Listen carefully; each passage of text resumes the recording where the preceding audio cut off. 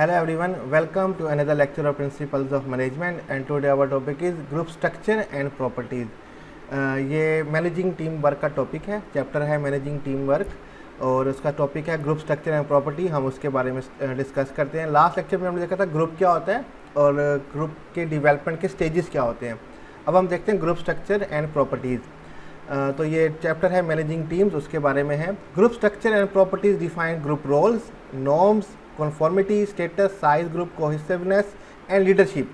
Group का जो structure होता है और उसकी जो प्रॉपर्टी होती है वो डिफाइन करती हैं कि ग्रुप का रोल्स क्या है, नॉर्म्स क्या हैं, रूल्स वगैरह उनकी आदतें क्या हैं, कॉन्फॉर्मिटी प्रोसेस क्या है, किस तरह से वो अपने आप में चेंज लेके आते हैं, स्टेटस क्या है उनका, साइज़ क्या है ग्रुप का, ठीक है, और लीडरशिप क्या है उसकी, ठीक है।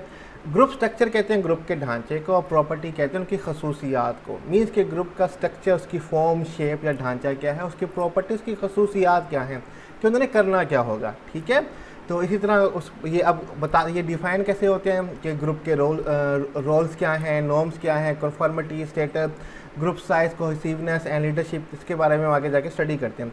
सबसे पहले हमारे पास है रोल्स, ठीक है, किरदार। Roles are function or part played by person in particular situation, such as manager need to play several role, i.e. interpersonal role, informational role और decisional role, ठीक है। कि रोल्स बेसिकली फंक्शन होते हैं, काम होते हैं या पार्ट ऑफ प्लेड होता है या कोई ऐसा प्ले होता है जो किसी पर्सन को ख़ास सिचुएशन के अंदर अदा करना होता है या परफॉर्म करना होता है। सच है जैसे कि manager need to perform several role, जैसे कि कोई एक मैनेजर है जो सेवरल रोल जो है वो अदा कर रहा होता है। i.e. इंटरपर्सनल रोल, जैसे कि इंटरपर्सनल रोल दूसरों से बातचीत करना, इन्फॉर्मेशन पहुंचाना, ठीक है। इन्फॉर्मेशनल रोल जो भी इंफॉर्मेशन बाहर से आ रही है ऑर्गेनाइजेशन के अंदर फराहम करना और जो इन्फॉर्मेशन बाहर चाहिए वो ऑर्गेनाइजेशन से लेके बाहर फराहम करना, यानी कि कस्टमर तक या दूसरे जो स्टेट फाइनेंस होल्डर है उनके तक पहुंचाना। एंड डिसीजनल रोल और फैसले के रोल जैसे कि अदा करता है। इसी तरह हर ग्रुप में हर शख्स का अपना एक रोल होता है जो उसको अदा करना होता है, जैसे कि मैनेजर कर रहा होता है। In group role of each member is defined, group के अंदर हर मेंबर का जो रोल होता है वो डिफाइन होता है।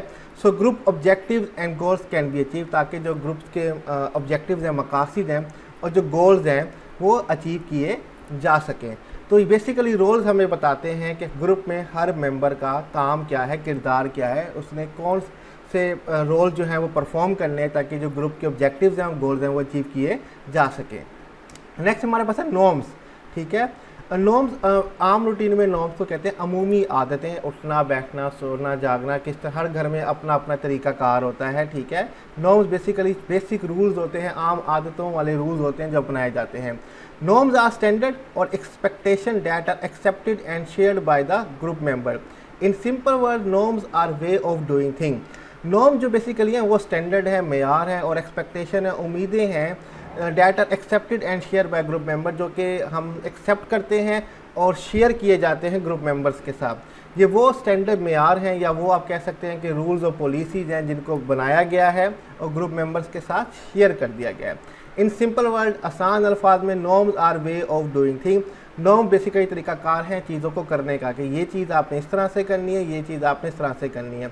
Norms can be divided into two distinct groups such as folkway and mores. Norms को हम दो और इकसाम में या ग्रुप्स में डिवाइड कर सकते हैं, जिनको एक कहते हैं folkways और एक कहते हैं mores। अब ये folkway और mores क्या होते हैं हम उनके बारे में डिस्कस कर लेते हैं। Mores distinguish the difference between right and wrong। जो mores है वो हमें ये फ़र्क बताता है क्या चीज़ ठीक है और क्या चीज़ गलत है। While folkways draw a line between right and rule, लेकिन जो फोक वे है वो हमें ये बताता है क्या चीज़ ठीक है और क्या चीज़ रूड है, ठीक है। Folkways are norms that are strictly enforced. Folkways वो नॉर्म्स हैं, वो स्टैंडर्ड्स हैं, वो रूल्स हैं जो ज़्यादा स्ट्रिक्टली आप पे इन्फोर्स नहीं की जाती, सख्ती नहीं की जाती कि इनको ज़रूर फॉलो करें, बस कह दिया जाता है कि ये ना कीजिएगा। Mores are norms that when broken go against a society basic core values. Mores वो स्टैंडर्ड्स होते हैं, वो नॉर्म्स होते हैं जो तोड़ दिए जाएँ तो जो सोसाइटी के बेसिक जो कोर वैल्यूज़ हैं, उनकी जो अहमियत है, बिलीफ है, उनके ख़िलाफ़ वो जा रहे होते हैं, ठीक है। तो उनके ख़िलाफ़ हमने नहीं जाना। जैसे कि मिसाल के तौर पे अगर आप मॉस्क जाते हैं या चर्च जाते हैं या टेंपल जाते हैं, मंदिर जाते हैं, तो आपके कुछ रूल्स होते हैं जो उनको फॉलो करना बहुत ज़्यादा ज़रूरी हो जाता है, ठीक है। अगर आप उनको ब्रेक करेंगे तो वो सोसाइटी के ख़िलाफ़ है, जैसे कि मस्जिद में जूते पहन के नहीं जा सकते, सेक्टर हर जगह के अपने रूल्स होते हैं, तो इनको अंगेज जाना सोसाइटी के ख़िलाफ़ जाना। इसी तरह हर ग्रुप के अपने स्टैंडर्ड्स हैं, अपने नॉर्म्स हैं, कुछ नॉर्म्स सख्त हैं जिनको मोर्स कहा जाएगा, कुछ सही हैं लेकिन रूड हो जाते हैं, उनको फोकवेज कहा जाता है। नेक्स्ट हमारे पास है conformity. Conformity is the process whereby people change their belief, attitude, action और perception to more closely match those held by groups to which they belong. Conformity basically एक प्रोसेस का नाम है, एक अमल का नाम है, जहाँ पे इंसान जो है तब्दीली लेके आता है अपने बिलीफ्स के अंदर, यानी कि जिन पे उनको यकीन है, अकीदा है, एटीट्यूड रवैयों के अंदर, एक्शन के अंदर, अपनी परसेप्शन के अंदर, मोर क्लोजली जो ग्रुप की हैं उनके साथ बिलोंग करने के लिए अपनी आदतों में, अपने एक्शंस में चेंज लेके आता है ताकि जो ग्रुप की आदतें हैं उनके साथ वो खुद को मैच कर पाए। Behaviour that follow the usual standard that are expected by the group. ये वो बिहेवियर होता है जो कि फॉलो करता है यूजुअली स्टैंडर्ड को जो ग्रुप उम्मीद लगा रही होती है अपने मेंबर से। Individual want to be accepted by the group, then he and she will be pressure to conform on some standard, कि अब इंडिविजुअल जो है वो चाहता है कि उसको ग्रुप में एक्सेप्ट किया जाए, तो उस पर प्रेशर डाला जाता है कि आपको कुछ स्टैंडर्ड जो हैं उनके साथ एग्री करना पड़ेगा, अदरवाइज हमारे ग्रुप में नहीं आ सकते। यूनिवर्सिटी में आप सबके ग्रुप्स होते हैं, स्टूडेंट्स के अपने ग्रुप्स होते हैं, ठीक है। उन ग्रुप्स के कोई स्टडी वाले ग्रुप हैं तो वो कहते हैं कि तमाम मेंबर हमारे ग्रुप में वही हो जो स्टडी करते होंगे। कुछ होते हैं बंकर्स होते हैं, पढ़ाई की तरफ नहीं होते, तो वो कहते हैं हमारे ग्रुप में वही मेंबर्स हों जो कि इस तरह की एक्टिविटीज़ करते हों। तो कुछ आपको चेंजिंग लेके आनी पड़ेगी ग्रुप मेंबर में एडजस्ट होने के। इसी तरह ऑर्गेनाइजेशन में भी ऐसे होता है कि आपको अपने एटीट्यूड में, बिहेवियर में चेंज लेके आना पड़ेगा ताकि लोग आपको अपने ग्रुप में एक्सेप्ट करें। नेक्स्ट हमारे पास है स्टेटस, ठीक है। Status is a prestige grading position और rank within a group. Each member of the group has his और her own position according to their skills and characteristic. इसके ये हमारे पास है अब स्टेटस कहते हैं प्रेस्टीज ग्रेडिंग, पोजीशन और रैंक के आपका रुतबा क्या है, आपकी इज्जत कितनी होनी चाहिए, ठीक है, ग्रुप के अंदर, तो ये आपका स्टेटस बन जाता है। जितनी ज़्यादा इज्जत उतना ऊंचा स्टेटस, जितनी इज्जत कम उतना स्टेटस कम। Each member of the group has his her own position according to their skills and characteristics. हर जो मेंबर है ग्रुप के अंदर उसकी अपनी पोजीशन होती है, अपनी स्किल्स काबिलियत की बदौलत एंड कैरेक्टरिस्टिक्स और अपनी खसूसियात की बदौलत। जो ज़्यादा काबिल होगा, जिसमें ज़्यादा खसूसियात होंगी, उसका जो स्टेटस या पोजीशन है वो उतनी ज़्यादा ऊंची होगी। जिस तरह आप देख सकते हैं कि एक्सपीरियंस की बेस पे, ठीक है, और स्किल्स की बेस पे किसी को सैलरी ज़्यादा मिल रही होती है, कुछ की स्किल्स अच्छी नहीं होती और उनको सैलरी कम मिल रही होती है। इसी तरह ग्रुप के अंदर भी जिसके स्किल ज़्यादा होंगी, जिनकी कैरेक्टरिस्टिक्स अच्छे होंगे, उसी को ग्रुप का लीडर बना दिया जाएगा, ठीक है। तो इस तरह स्टेटस भी हर मेंबर का अपना अलग होता है हर ग्रुप के अंदर। नेक्स्ट हमारे पास है ग्रुप साइज, ठीक है। The evidence indicate smaller group are faster at completing task than larger one.